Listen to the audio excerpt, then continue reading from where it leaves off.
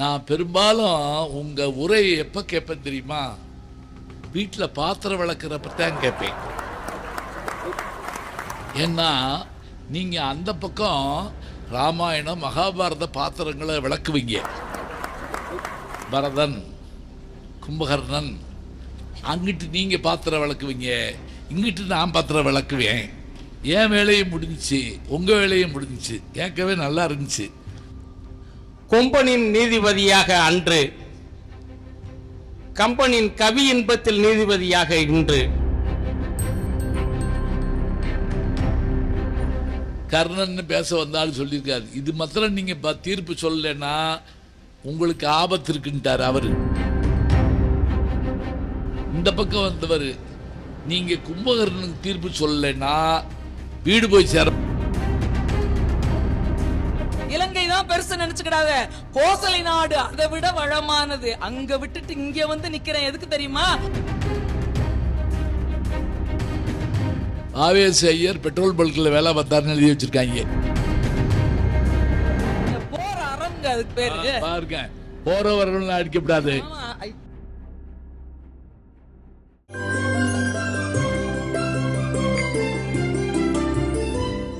அவர்களுடைய அந்த சொற்களுக்கெல்லாம் பதில் சொல்லுமாறு அவரும் வில்லு, அம்பரா, துணி எல்லாம் கொண்டு வந்திருக்காரு. ஆயுதங்களோடு தான் வந்திருக்கிறார். யார் செக் பண்ணாலும் சரி வச்சிருக்கிறார். எத்திராஜ் அவர்கள் தன்னுடைய அந்த அம்புகளால் அவரை துளைக்குமாறு கேட்டுக்கொள்ளுகிறேன். இல்லை, கம்பனுடைய காவியத்தில் அந்த கவிச்சுவையில் பெரிதும் மேலோங்கியிருப்பது வீரச்சுவைதான் என்று பேச எத்திராஜ் அவர்கள் வருகிறார். வாங்க. நல்லா நன்மையும் செல்வமும் நாளும் நல்குமே, திண்மையும் பாவமும் சிதைந்து போகுமே, ஜென்மமும் மரணமும் இன்றி தீருமே, இம்மையே ராமா என்ற 2 எழுத்தினால் என்று ராம மந்திரத்தை சொல்லி நாடறிந்த உலகறிந்த பேச்சாளர்களுக்கு மத்தியில் என்னுடைய அணியினுடைய முன்னணி பேச்சாளராக பேச வைத்து கீழே அமர்ந்து அழகு பார்த்து கொண்டிருக்கக்கூடிய என்னுடைய ஆசான் கலியுக தேரோட்டி பாலகிருஷ்ணன் ஐயா அவர்களுக்கு எனது முதற்கண் பணிவான வணக்கங்களை அவருடைய பாத கமலங்களுக்கு சமர்ப்பிக்கிறேன்.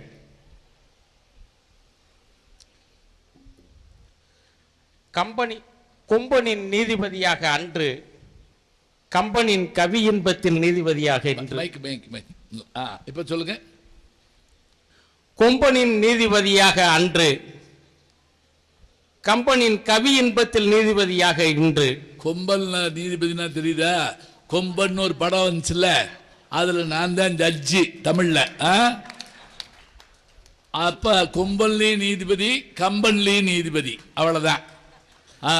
சோழவந்தானின் சொல்லரசே, கலைமாமணியே, தமிழக மக்களுக்கெல்லாம் ஊடகங்கள் வாயிலாகவும் நேரடியாகவும் தமிழ் சுவை ஞானத்தை அள்ளி வழங்கி கொண்டிருக்கக்கூடிய எங்களுடைய நடுவர் ஞானசம்பந்தன் ஐயா அவர்களை வணங்குகின்றேன். நன்றியா. இரு அணியிலே வாதிட வந்திருக்கக்கூடிய அறிஞர் பெருமக்களே, ஐயா, இந்த அணியில இருக்கிறவங்க எங்களுக்கு ஒரு ஆசான். ஏன்னா அவர் வசிஷ்டர், இவர் விஸ்வாமித்திரர். எனக்கு போரை கற்றுக் கொடுத்தது வேறு. ஆமா, ஏன்னா பல மேடைகளிலே பட்டிமன்றங்களில் அறிமுகம் செய்து இந்த பட்டிமன்றத்தில் என்னை பேச வைத்தவர் அவரு. அவர்தான் எனக்கு இன்னைக்கு இந்த பேசக்கூடிய வீரத்தை நீங்க ஒன்னும் கவலைப்படாதீங்க. நீங்க அர்ஜுனன், அவர் துரோணரு. அம்ப விடுங்க. இந்த நிகழ்வை அருமையாக ஏற்பாடு செய்து கொண்டிருக்கக்கூடிய ஆன்மீக அருட்செல்வர் என்னுடைய அன்பு சகோதரர் மாரியப்பன் ஐயா அவர்களே, கந்தம்மாள் அவர்கள் குடும்பத்திற்கும் எனது மனமார்ந்த நன்றி கலந்த வணக்கத்தை தெரிவித்துக் கொள்கிறேன். இங்கே நான் சார்ந்திருக்கக்கூடிய துறையினுடைய காவல்துறை அதிகாரி அவர்களே, காவல் ஆளுநர்களே, உங்கள் அத்தனை பேருக்கும் என்னுடைய மனமார்ந்த நன்றியை தெரிவித்துக் கொள்கிறேன்.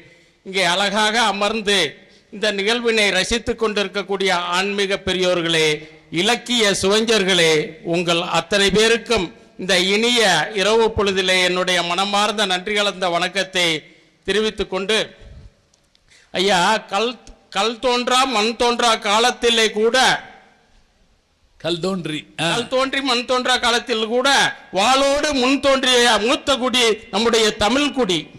அந்த தமிழ் குடியிலே பிறந்த கம்பனா வீரத்திற்கு வீரத்திற்கு பாடல்கள் கவிச்சுவை இன்பம் தராமலா இருப்பார்கள். ஆனா இன்னைக்கு வந்து நம்ம ஆண்டாளுடைய மேடையில பேசிட்டு இருக்கிறோம்.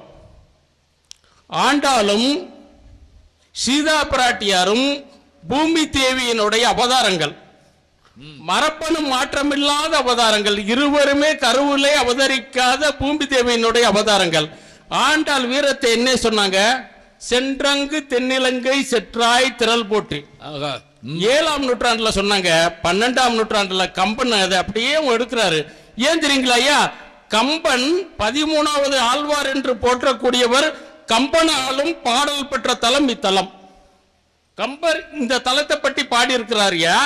இருக்கோதும் அந்தனர் சொல் வதுவாபுரி எங்கள் பிரான் மறுக்கோதை வாழும் படம் வடபெரும் கோவில் மணி வண்ணானார் திருக்கோவிலுக்கு இணை பொன் மேறு சிகரமை அன்றி பருகோலதலாம் அன்றி வேறு ஓமான பணிப்பில்லையே அப்படின்ட்டு இந்த திருத்தலத்தை பற்றி கம்பர் பாடியிருக்கிறார். இது இந்த கோபுரத்தினுடைய கல்வெட்டில இருக்கிறது. அப்படியே அப்படிப்பட்ட வீரத்தை பாடிய இந்த கம்பர் அங்க போறாரு. அப்படியே அங்க போறாரு. சீதா பிராட்டியாரோடைய வாயால் என்ன சொல்றாரு? கோபுரத்து கல்வெட்டுல இருக்கு. ஆமா, கோபுரத்தினுடைய கல்வெட்டுல இருக்குதுயா. அதான் யாரும் போய் பார்க்க முடியாது. பக்கத்துல இருக்கு, அதை போட்டோ எடுத்து வச்சிருக்க அப்படி சொல்லுவாங்களா? கோபுரத்து நான் உடனே இப்ப கிளம்பிடல அப்படின்னு நினைச்சாங்க இருக்குமாக்கும் அப்படின்னு. நடுவர் அவர்களே, கவித்துவ ஆற்றல், கற்பனை வளம், சொல்லாட்சி, திறன் மிகுந்த இடங்கள் எல்லாமே வீர செயல்ல தான் அதிகமா இருக்குது. இதுக்கு நான் ஒரு உதாரணம் சொல்றேன்.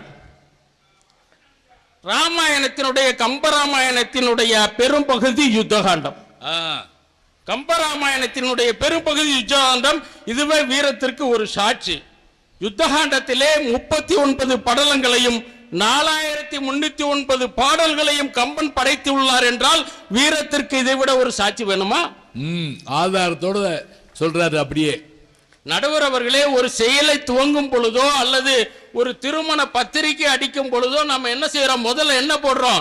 ராமஜெயம்னு போடுறோம். ராமனுக்கு வெற்றி உண்டாகட்டும் அப்படின்னு தான் நம்ம வார்த்தையிலேயே சொல்றோம். இந்த வார்த்தையை முதலில் பயன்படுத்தியவர் சொல்லின் செல்வர் அனுமன். சொல்லின் செல்வர் அனுமன் தான் இந்த வார்த்தையை பயன்படுத்துறாரு. இலங்கையிலிருந்து சீதா தேவியை பார்த்துட்டு வந்த அனுமன் அங்க வந்துட்டு ராமனை பார்க்கிறாரு. ராமனை பார்க்கிற போது என்ன சொல்றாரு தெரியுமா?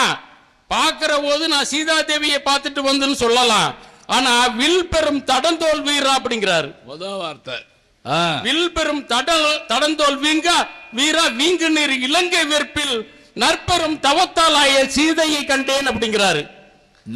நங்கையை கண்டேன் அல்லேன் அப்படிங்கிறாரு. அப்படின்னா வில்பெரும் தடந்தோல் வீரன் ராமன் அப்படிங்கிறது சொல்றாரு, வீரன் சொல்றாரு. உண்மையிலே இங்க தடந்தோல் வீரன் அப்படிங்கிறது கம்பன் தாயா. இந்த வீரத்தை படைத்த கம்பன் தான் இங்கே தடந்தோல் வீரன். சீதா பிராட்டிக்கு நிகரான இன்னொரு பெண்மணி மண்டோதரி. நிகரானதுன்னு நான் சொல்லல, அனுமனுடைய வார்த்தை. அவ போர்க்களத்தில் ராவணன் இறந்தவுடனே அந்த போர்க்களத்தில் வந்து அந்த ராவணனுடைய உடலை பார்த்து புலம்புகிறாள்.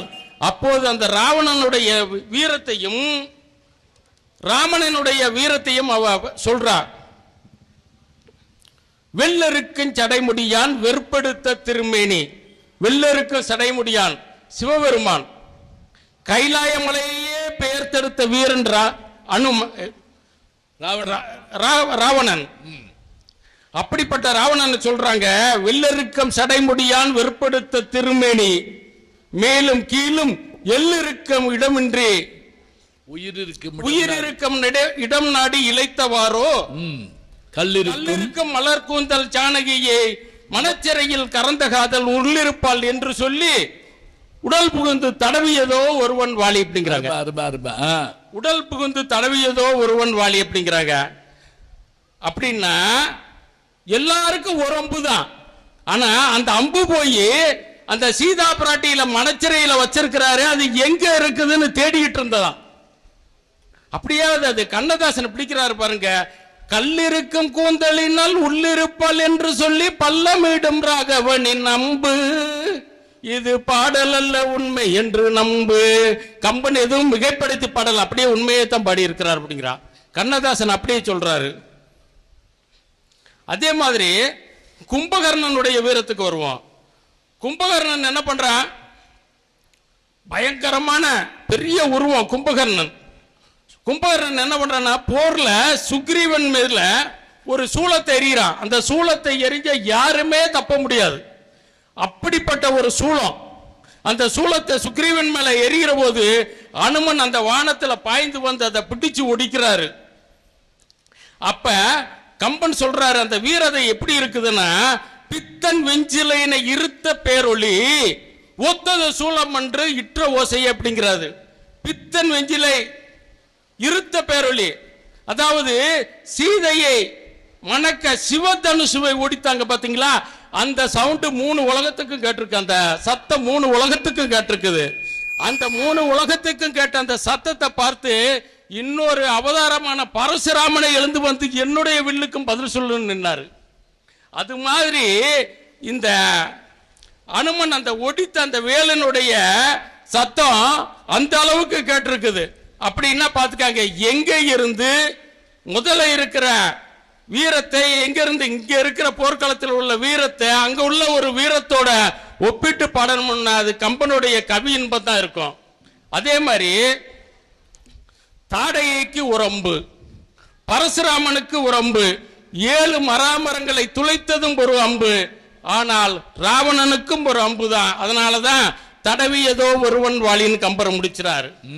ஆனா இங்க கும்பகர்ணனை சொல்ற போது எப்படி சொல்றாரு? பறப்ப 1000 படுவன 1000, 1000 பறக்குது 1000 படுது, பகட்டலில் மார்பாம் திறப்ப 1000 திரிவன 1000 சென்று புக்கு உருவாது. அதாவது உள்ள போய் ஆயிரக்கணக்கான அம்புகள் வெளியே போயிருச்சு, ஆனா மார்புக்குள்ள ஆயிரக்கணக்கான அம்புகள் நிக்குதான். மறைப்ப 1000 வருவன 1000 வடிகனை என்றாலும் பிறப்ப ஆயிடை சிலித்துறை திரிந்தனன் கரங்கு என பிரிஞ்சிரு. அவ்வளவு இருந்தும் கொஞ்சம் கூட அசராம அந்த போர்க்களத்துல போர் செய்யறான் கும்பகர்ணன். இத ராமன் பாக்குறாரு. கடைசியில கால் 2 போச்சு, கை 2 போச்சு, உடல் மட்டும் முண்டமா இருக்குது. அப்பையும் பாருங்க அவனுடைய வீரம் எப்படி இருக்குதுன்னா, பிளம் திறந்தது போலும், குகை திறந்தது போல பிளம் திறந்தது போதும் வாயினால் சில வீசினான் வள்ளல் மலர்கரம்பு இதற்புற்றான் அப்படிங்கிறார் கம்பர். அவன் வாயிலிருந்து ஊதுறான், மலைகளும் மரங்களும் பெயர்ந்து அப்படியே எதுக்கு உள்ள சேனைகளை எல்லாம் அழிச்சுக்கிட்டு இருக்குது. அதை பார்த்து ராமனுடைய வில்லு நழுவிச்சான். பாருங்க, அந்த வீரத்தை பார்த்து ராமனுடைய வில்லு நழுவிச்சான். இந்த நழுவுனது யாருக்கு தெரியுதுன்னா, கம்பனுக்கு ராமனுக்கு மட்டுமே தெரியும். ஆனா கும்பகர்ணன் எப்படி சொல்றான் தெரியுங்களா? ஐயன் வில் தொழிலுக்கு 1000 ராவணர்கள் ஈடாகார். வீரம். ஐயன் வில் தொழிலுக்கு 1000 ராவணர்கள் ஈடாகார் அப்படிங்கிறார். சரிங்க, இன்னொன்னு சொல்றேன். வில்லும் வாளும் எடுப்பது மட்டும்தான் வீரமா? வில்லும் வாளும் வைத்து போர் செய்வதுதான் வீரமா?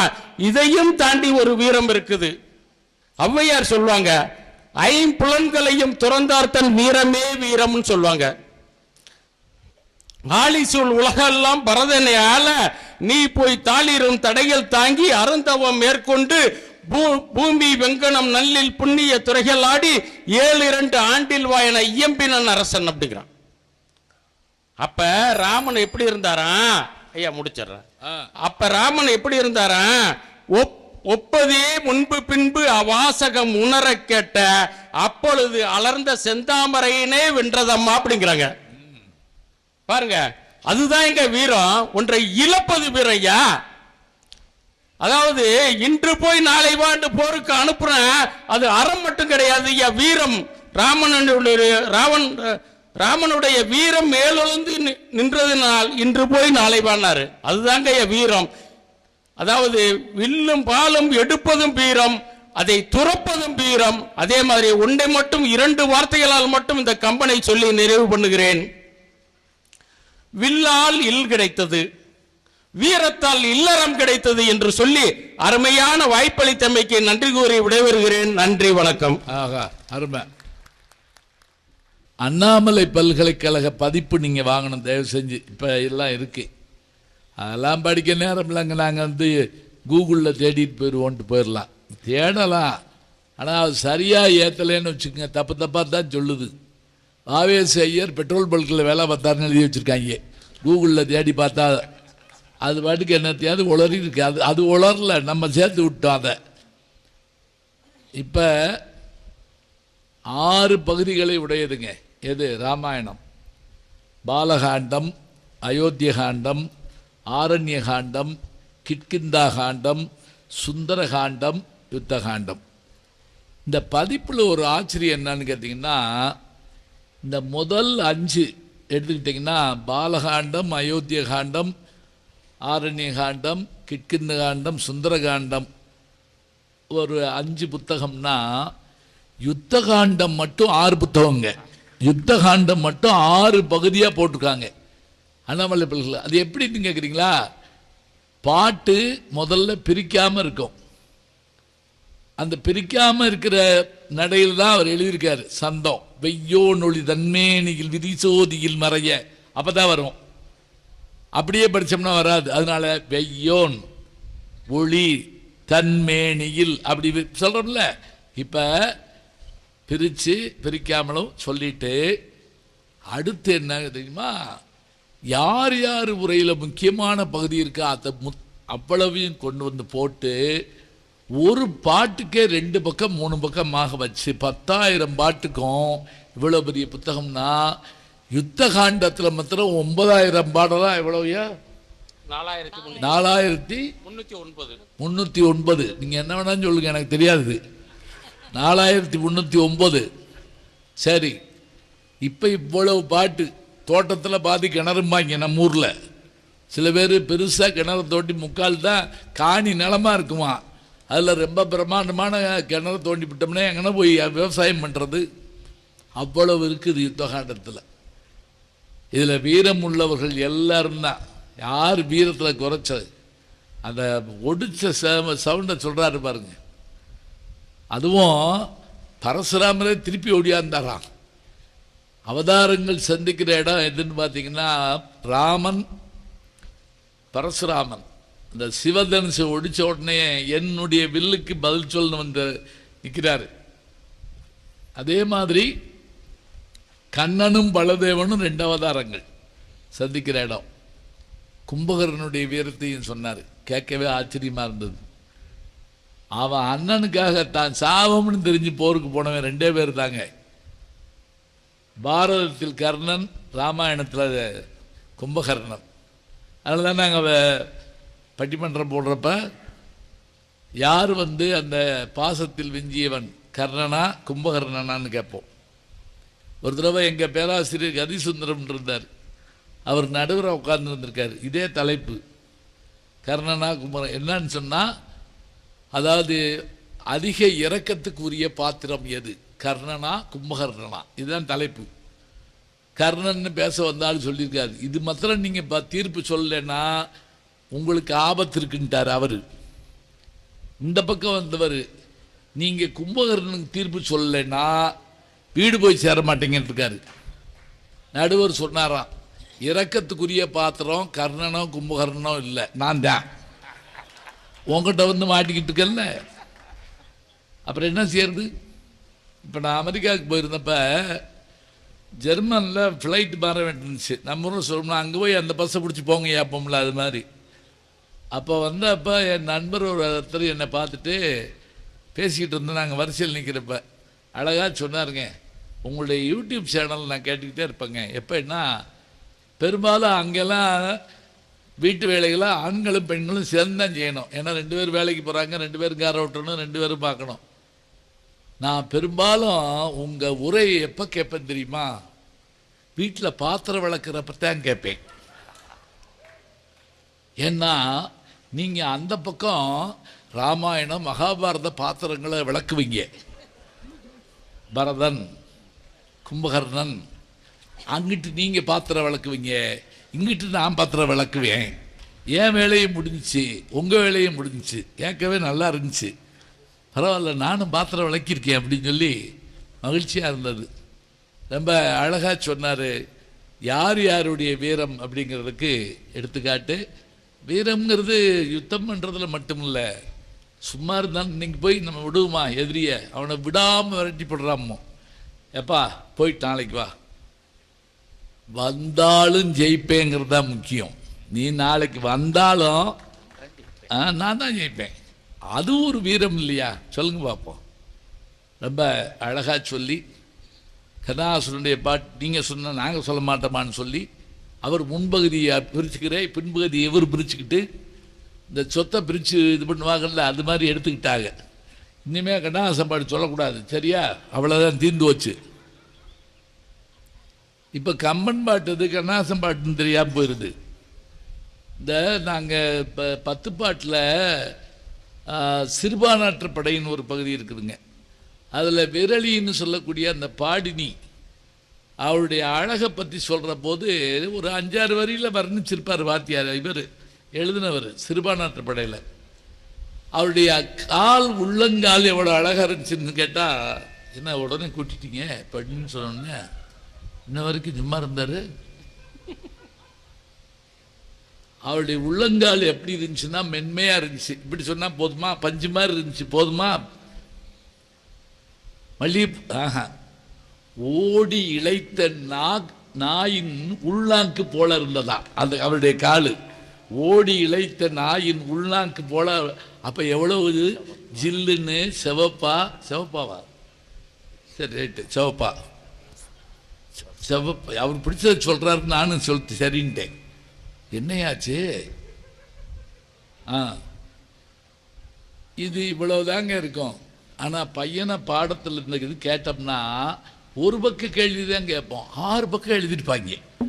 அவனுக்கு தெரிஞ்சவதெல்லாம் வளர்ச்சி எழுதி, கண்ணு அப்படிப்பட்டது, கூந்தல் இப்படிப்பட்டது, அப்படி இப்படின்னு எழுதி விட்டுருவாங்க. பிடிச்ச விஷயமா இருந்தால் 3 பக்கம் எழுதிடுவாங்க. நல்ல செய்திகளை சொல்லியாச்சு. இப்போ பெண்கள் வர்றாங்க. அதில் முதல்ல அறத்தின் சிறப்பை கம்பனின் கவிச்சொய்கள் எவ்வாறு காணலாம் என்பதை பேசுவதற்காக நம்முடைய வணக்கத்திற்குரிய பேராசிரியை இந்திரா ஜெயச்சந்திரன் அவர்கள் வருகிறார்கள். வாங்க, அவங்க பேசி நான் பேசினோன்னே நம்ம வீட்டுக்கு போகிறோம், சரியா? ஆத்தாடி அப்படின்னு சொல்லக்கூடாது, அவ்வளோதான். இவங்களுக்கெல்லாம் இப்படி நேரம் கொடுக்க மாட்டேன், அணித்தலைவர்கள் கூடிட்டாங்க. அதனால் அம்மா குறைச்ச நேரத்தில் பேசுங்க, எப்படி பேசினாலும் அம்புடு காசு தான். அதுங்கம்மா, ஊருக்கு நல்லது சொல்வேன், எனக்கு உண்மை தெரிந்தது சொல்வேன், சீருக்கெல்லாம் முதலாகும் ஒரு தெய்வம் துணை செய்ய வேண்டும். குயில் என்றால் கோடையில் கூவும், ஆனால் எங்கள் வெள்ளிபுத்தூரில் மட்டும்தான் குயில் மார்கழியிலே கூவும். ஆடியிலே பிறந்து ஆடியையே சிறப்பு செய்த கோதை பிறந்த ஊர், கோவிந்தன் வாழும் ஊர்.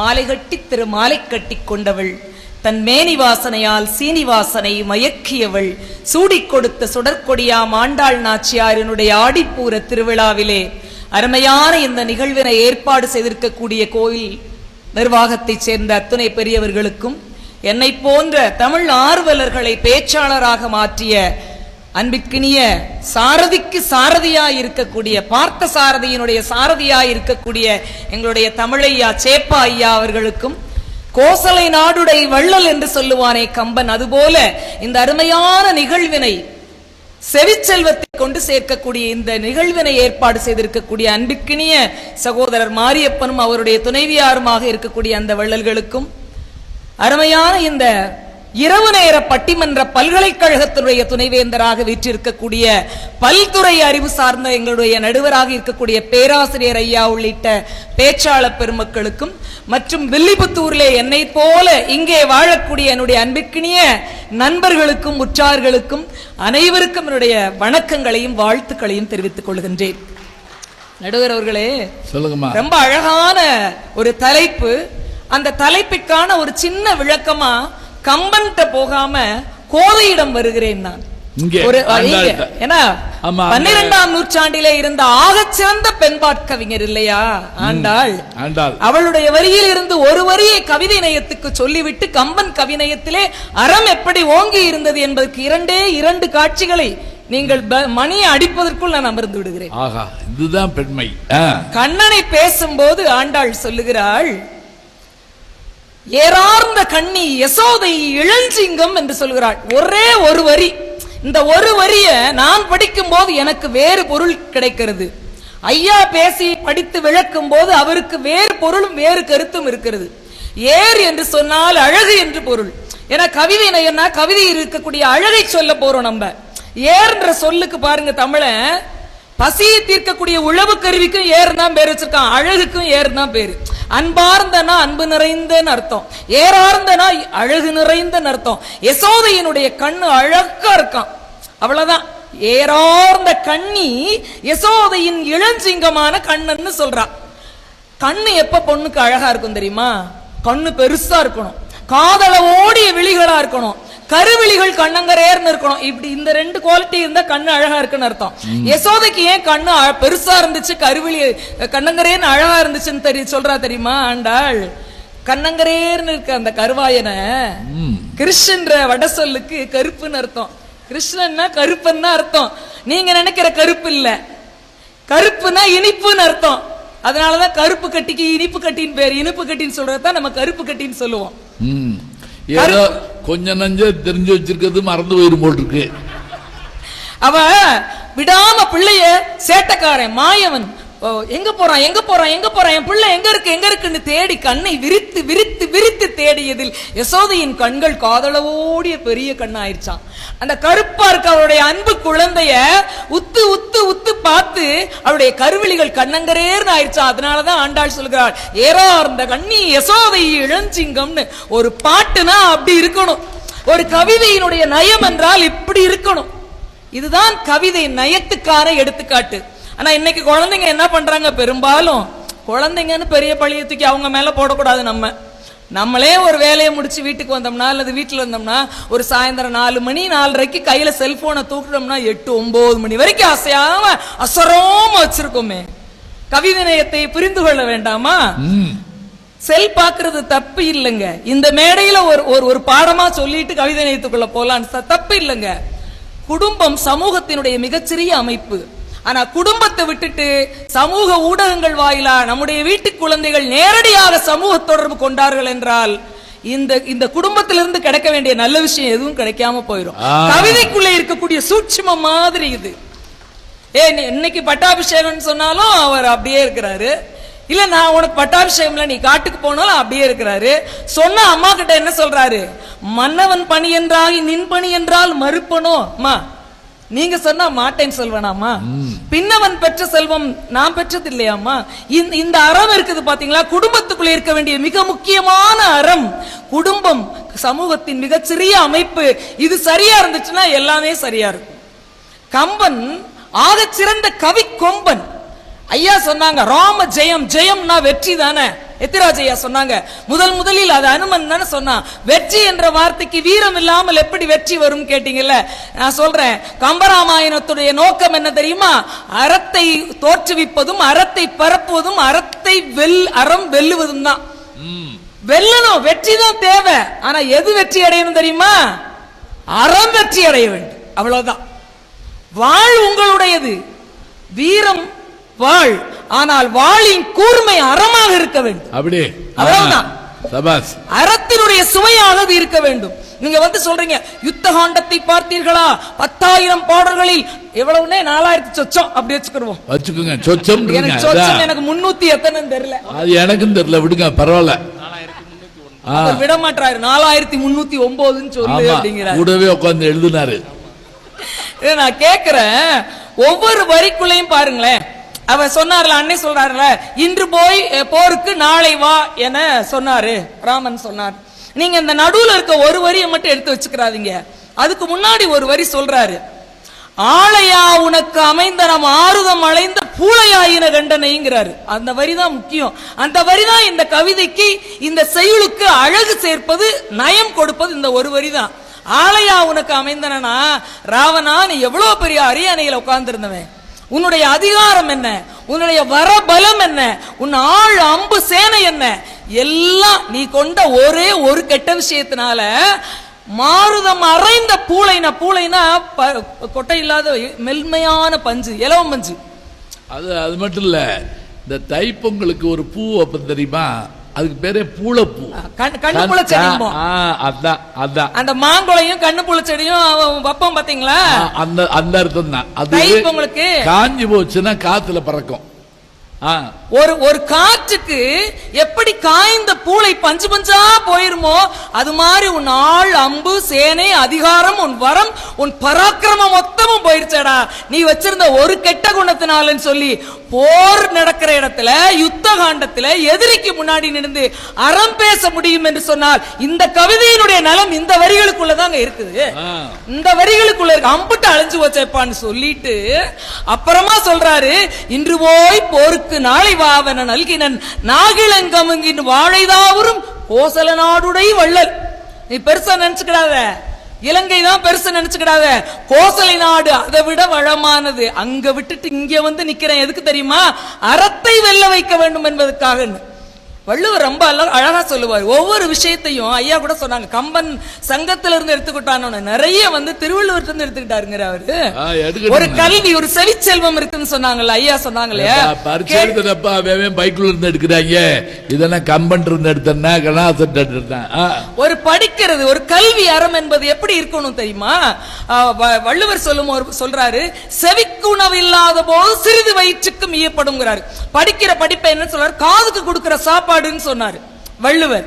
ஆனா கம்பன் பேசும்போது சொல்கிறான், காதைகள் உதிர்வன செவி நுகர் கனிகள்ங்கிறார். ஆஹா, செவி நுகர் கனிகள். என்ன அழகான சொல்லுங்க, இதை விட கவிதை என்ன இருக்க முடியும்? அதுக்கப்புறம் வந்து தற்கால கவிதைகளை 19ஆம் நூற்றாண்டுக்கு மேல வந்த பாரதி அதுக்கப்புறம் தான் சொல்றான், செந்தமிழ் நாடு என்னும் போதினிலே இன்ப தேன் வந்து தேன் பாயுதுங்கிறாரு. அவர் கவி நுகர்னாரு, இவர் செவிக்கு உணவுங்கிறாரு. அப்படி படிப்படியா வளர்ந்துகிட்டே போகுது பாத்தீங்களா? இதுதாங்க கவிச்சுமை. ஒரு இடத்திலிருந்து ஒருவர் எடுத்துக்கொண்டே போக வேண்டும். சங்க இலக்கியங்கள்ல தழுஞ்சின்னு ஒண்ணு இருக்கு. தழுஞ்சின்னா தழுவுதல் அர்த்தம். புறப்பாடல்கள் இருக்கு. அது என்னன்னா பகைவனுடைய தளர் நிலையில் காட்டக்கூடிய அன்பு செயல். அதுதான் அங்க நடந்தது. போர் தர்மம். தமிழன் யாரை அடிக்கணும் யாரை அடிக்க கூடாதுன்னு இருக்குங்க. போர் அறம்ங்க அதுக்கு பேரு. பாருங்க, போறவர்கள் அடிக்கப்படாது. அழகா சொல்றீங்க ஐயா, போறவரவங்களை அடிக்க கூடாது. இதெல்லாம் எழுதி வைக்கணும் ஐயா, நோட் பண்ணணும் சார். நான் அதெல்லாம் நிறைய சொல்லுவேன். ரொம்ப நல்லா இருக்கு. அதாவது என்னை விட இளையவன் அடிக்க கூடாது, ஏற்கனவே அடி வாங்கினவன் அடிக்க கூடாது, அடிக்காதன்னு கெஞ்சிரவன் அடிக்க கூடாது, முதியவன் அடிக்க கூடாது, பாலகன் அடிக்க கூடாது, திருமணமாகாதவன் அடிக்க கூடாது, பிள்ளை இல்லாதவன் அடிக்க கூடாது. இதுக்கு அடிக்காமலே இருந்துடலாமே. லிஸ்ட்ல ஒவ்வொருத்தரையும் அடிக்க போறப்ப டிக் அடிச்சுக்கிட்டே அடிப்பாங்க. தமிழரின் போர் அறம் அப்படிதாங்க சொல்லுது. அதான் கம்பன் சொல்றாரு, யாரோடும் பகை கொள்ளல் என்ற பின் போர் ஒடுங்கும் புகழ் ஒடுங்காது. இது எப்ப சொல்றாரு தெரியுமா? இது ராமச்சந்திரமூர்த்திக்கு வசிட்டன் சொல்லக்கூடிய அறிவுரை. நாளைக்கு ராமச்சந்திரமூர்த்திக்கு பட்டாபிஷேகம் நடக்க போகுதுன்னு சொன்னோடனே அவருடைய ஆசிரியர் குரு வசிட்டர் வந்து சொல்றாரு, எப்படி ஆட்சி நடத்த வேண்டும், ஒரு நல்ல ஆட்சி என்பது எப்படி இருக்க வேண்டும் என்று உட்கார. இன்னைக்கு எனக்கு தெரிஞ்சுங்க ஐயா, ஒரு பையன் கஷ்டப்பட்டு படிக்கிறான், படிக்கிறான், குரூப் 2 படிக்கிறான், கிட்டத்தட்ட ஜெயிச்சிற அளவுக்கு இருக்கிறான். போன வட்டம் 1.5 போனுச்சு. இந்த வட்டம் எப்படி ஜெயிச்சிருவாருன்ற இருக்கு. வீட்டுல தகப்பனாரு, அப்பா, தெரிஞ்சவரு, பெரியப்பா, ஒரு வாத்தியாரு, ஒரு பேராசிரியர், எப்படியா ஜெயிச்சிடணும் தம்பி, வேலை வாங்கிடணும் தம்பி, உட்காந்துடணும் தம்பி அதிகாரியா. அதுக்கப்புறம் இருக்கு ஒவ்வொருத்தனையும் சொல்லி சொல்லி அடிக்கணும்டாங்க. என்னத்தடா சொல்லி கொடுக்குறீங்க? குரூப் 2 பாஸ் பண்ணி அதிகாரியா ஒரு இடத்துல, எந்த அதிகாரி யூனிஃபார்ம் போட்டிருக்க அதிகாரியோ போடாம இருக்க அதிகாரியோ நம்ம மனுவை கொண்டுட்டு பாவமா போய் நிக்கணும் அவங்க முன்னாடி, சொல்லி சொல்லி அடிக்கணும்டானா என்ன செய்ய போறீங்க நீங்க? பலியாருடைய அறம் மெலியாருடைய பாதுகாப்பு என்பதுதான் கம்பனின் கவிச்சுவை. ஒரு பலசாலி கிட்ட இருக்கக்கூடிய அறம் தாங்க சாதாரண ஏழப்பட்டவங்களை எளிமையானவங்களை பாதுகாக்கும். ஆட்சியாளர்களிடம் அது இருக்க வேண்டும். அதான் சொல்றாரு, போர் ஒடுங்கும் ஆனா புகழ் ஒடுங்காது பாங்கிறாரு. இது எல்லாருக்கும் தெரிஞ்ச நல்ல வரி, ரொம்ப ஃபெமிலியரான வரி. யாரோடும் பகை கொள்ளலன் என்றபின் போர் ஒடுங்கும் புகழ் ஒடுங்காது. ஆனா இது முக்கியம் இல்ல, அதுக்கு அடுத்துதான் முக்கியம். தார் ஒடுங்கல் செல்லாது அது தந்த பின் வேறொடும் கெடல் வேண்டலாகுமா? நீ நல்ல மாதிரி எல்லாரையும் ஆட்சி பண்ணைனா, உனக்கு பயந்தவனையெல்லாம் நீ பத்திரமா வச்சுக்கிட்டேனா, நீ வலியாராக இருந்தாலும் அறத்தை கைவிடாமல் இருந்தாய் என்று சொன்னால் நீ அடியோட போவன்னு உன்னை எவனாவது வைவானடான்னு கேட்கிறாரு. இதுதான் அந்த கடைசி வரிக்கு பொருள். வேறொடும் கெடல் வேண்டுமாங்கிறாரு. இந்த வசமை நீ வாங்க போறியா? யாரு? வசிட்டர் ஆனான பட்ட ராமச்சந்திரமூர்த்திக்கு சொல்றாரு. இப்படி நீ செஞ்சுட்டீனா, உன்னை பார்த்து பயப்படுறவனை நீ பத்திரமா வச்சுக்கிட்டேனா, உன் முதுகுக்கு பின்னாடி வேரோடு போவான்னு யாராவது உன்னை சொல்லுவாங்களாப்பான்னு கேட்கிறாரு. பாத்தீங்களா? நீங்க வேணுங்கிற வரிகள் எல்லாம் இதுதான். கம்பரையும் ஷேக்ஸ்பியரையும் கம்பேர் பண்ணி ஒரு ஆங்கில கட்டுரை வாசியா. நல்லா சொல்லுங்க. அது எனக்கு ரொம்ப சந்தோஷமா இருந்தது. என்னைய படிக்க வச்ச பெருமை உங்களுக்கு, சேப்பையாவுக்கு, மாரியப்பனையாவுக்கு தான் போகும். அதுல சொல்றாங்க, கம்பனையும் ஷேக்ஸ்பியரையும் ஒரு அந்த ஆங்கில கட்டுரை இப்படி விமர்சிக்கிறது. அந்த இங்கிலீஷ் எஸ்ஸே ஃபேன்சி ஸ்டைல்ங்கிறாங்க. கற்பனா தேவியின் குழந்தைகள் இந்த ஷேக்ஸ்பியரும் கம்பனும். ஏன் அப்படின்னா, ஒரு ராமன் நடந்து வருகின்ற பொழுது ஒரு மன்னன் நடந்து வரான். ஐயோ அப்பான்னு முன்னாடி 60 பேர் கூடியிருந்த மக்களை அடிச்சு விரட்டல, தள்ளுங்க தள்ளுங்க முண்டிக்கிட்டு போய் விழுந்து சாவல. ராமன் தேரிலிருந்து இறங்கி வர்றான். யார் தன்னை பார்க்க வேண்டும் என்று ஆசைப்படுகிறார்களோ அவர்களிடத்தில் பக்கத்துல போய் பேசுறாருங்க. நீங்க தத்தகாரம் போட்டு தன்னனா நன்னெல்லாம் பாடலாம், பாடுனா நல்லா வர இருக்காது. நான் வேற மாற்றுத்திறனாளி மாதிரி சொல்லவே இருக்கு. ஆமா, அதான் சொல்லவே. பக்கத்துல போய் சொல்றாரு, எது வினை இடரிலை இனிது நும் மனையும் மதிதரு குமரரும் வலியர்கள். ஒரு ராஜா மக்கள்கிட்ட பக்கத்துல போய் கேட்கிறாரா, என்ன தொழில் பண்றீங்க? எது வினை இடரில்லை, ஒரு துன்பம் இல்லையா? தொழில் நல்லா போயிட்டு இருக்கா? முதல் கட்டுதா, வருமானம் கட்டுதா, கல்லா கட்டுதா? இடரில்லை இனிது நும் மனையும். வீட்டுல எல்லாரும் நல்லா இருக்காங்களா? பொண்டாட்டி பிள்ளைங்க சித்தி பெரியம்மான்னு கேட்கல, மனைனா அத்தனை பேரும் அடக்கம். இனிது நும் மனையும். அதுக்கு அடுத்த கேள்விதான் ரொம்ப முக்கியம். மதி தரு குமரரும் வலியர்கள். பிள்ளைகளை புத்திசாலித்தனமா வளர்த்துக்கிட்டு இருக்கியா அப்படின்னு ஒரு ஆட்சியாளன் நெருங்கி போய் சாதாரணப்பட்ட மக்களிடத்திலே கேட்டா அவன் பின்னாடி சொல்லலாம், இவெல்லாம் போட்டு வேரோடு கடல் என்ற வார்த்தையை அவர்கள் பயன்படுத்த மாட்டார்கள் என்று சொல்லுகிறார். என்ன, அப்படிப்பட்ட ராமன் இறங்கி நடந்து வரும்போது ஒரு ஓமை, 2 ஓமையோடு நான் நிறைவு பண்றேன்.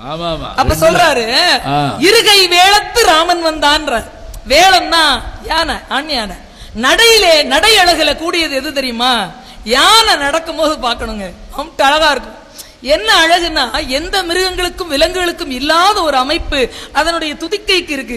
அது அதை ஆட்டி ஆட்டி நடக்கிறது அம்ட்டு அழகா இருக்கும். ராமன் யானை நிறத்தை உடைய அந்த ராமன் கைகள் 2ஐயும் வீசி நடக்கும் போது 2 தும்பிக்கை இருக்கிறது. நடந்த ஒரு யானை நடந்தா எவ்வளவு கம்பீரமா இருக்கும், எப்படி எல்லாரும் ஓடி வந்து பார்ப்பாங்க. அதுபோல இருக்கப்பான்னு சொன்னாரு. பாத்தீங்களா? இது ஒரு அழகான ஓமை நிலவுங்க. இன்னும் ஒரே ஒரு செய்தி, யாரு கூட சேரணுமோ அவங்க கூட சேரணும், யாரு கூட சேரக்கூடாது அவங்க கூட சேரக்கூடாதுங்கிறது மிகப்பெரிய அறம். அதுதான் நமக்கும் நடக்கும்.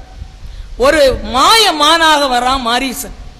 மாரீசன் சொல்றாரு திட்டத்தை எல்லாம் ராவணன் சொல்லி கோரிக்கை விடுக்கிறான், நீ போ அங்க போங்கிறான்.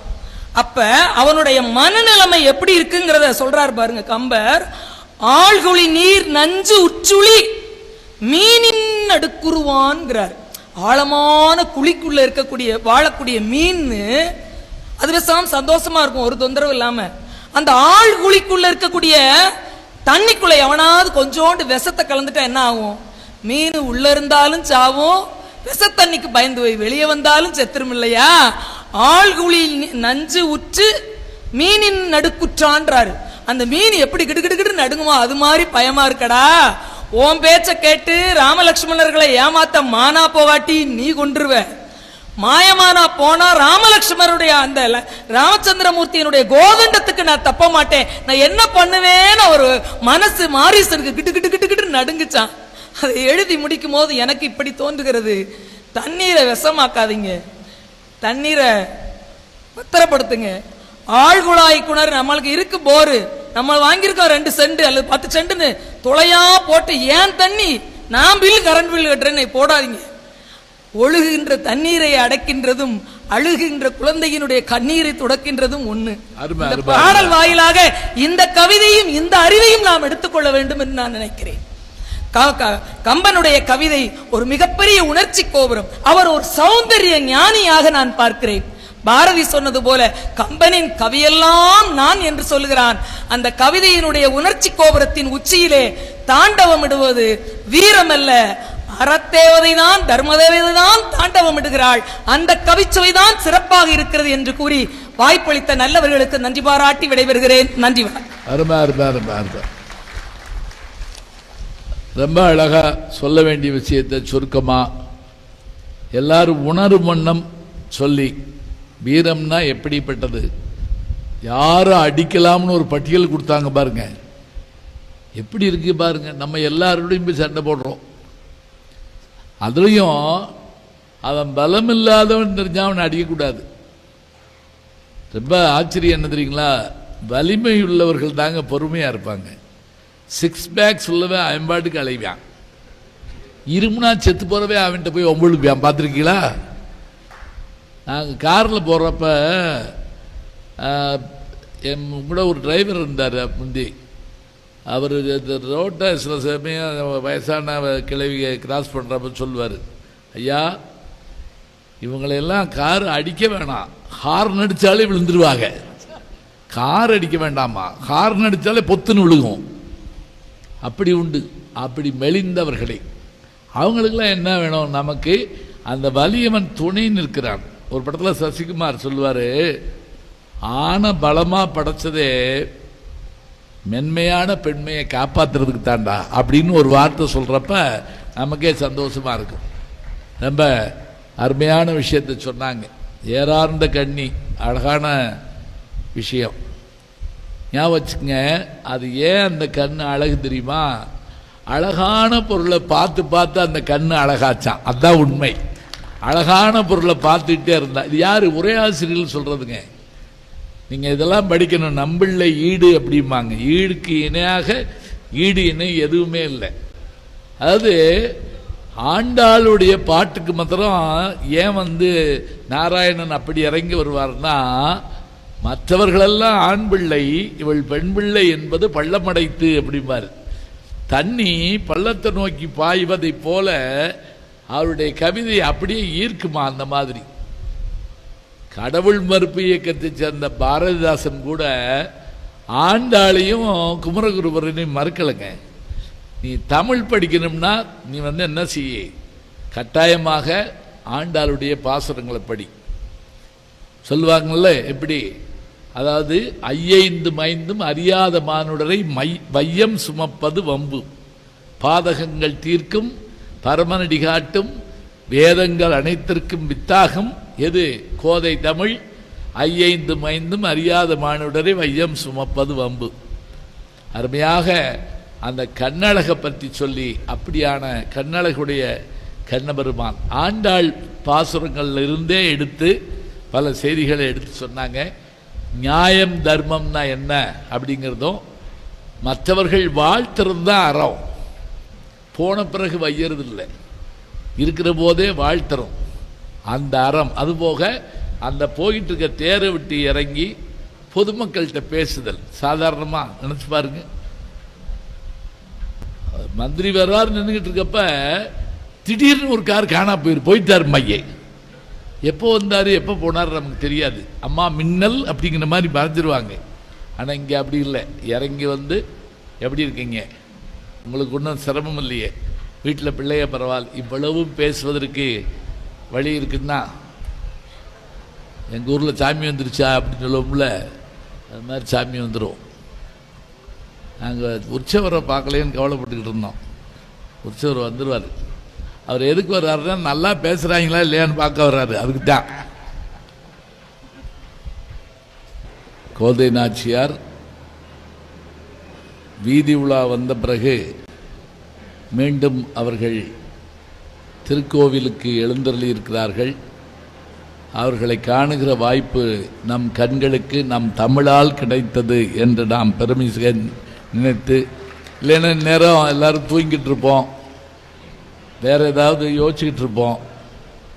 இப்போது நம்மை பார்க்க வைத்த எம்பெருமாட்டிக்கு நாம் நம்முடைய வணக்கங்களை சொல்லி, மிக அருமையாக பேசிய பேராசிரியை இந்திரா ஜெயச்சந்திரன் அவர்களுக்கு வாழ்த்தை கூறி நான் கோயம்புத்தூர் போனப்போ என் கூட ஒருத்தன் பஸ் ஸ்டாண்டில் ஆரப்பாளையத்தில் ஏறினான். கோயம்புத்தூரான்னு, ஆமாம், பழனி வந்து எழுப்பிடுன்னு என் தோளில் படுத்துட்டான். நான் 3.5 மணி நேரம் முழிச்சிருந்து இந்த ஜாக்கிஸ்தான் படம் பார்த்துட்டு சில பேர் வீடு வரைக்கும் வரப்பா போவாங்க, பார்த்துருக்கீங்களா? எவனையாவது உதைக்கலாம் போல் அவனுக்கு அப்படி தோணும். அப்படியே மற்ற தேசத்துல எல்லாம் அவன்கிட்ட மொழி இல்லைங்க. வணக்கம்.